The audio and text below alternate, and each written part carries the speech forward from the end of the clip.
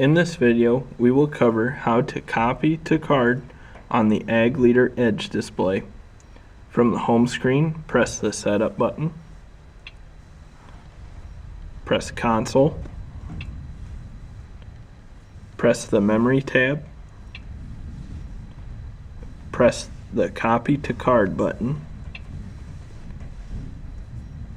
read through the warning, and press the green check mark.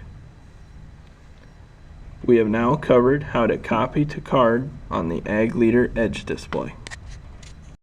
For more information on Ag Leader products, please refer to your local Ag Leader dealer, other tutorial videos on the Ag Leader YouTube channel, or the Ag Leader Knowledgebase at support.agleader.com.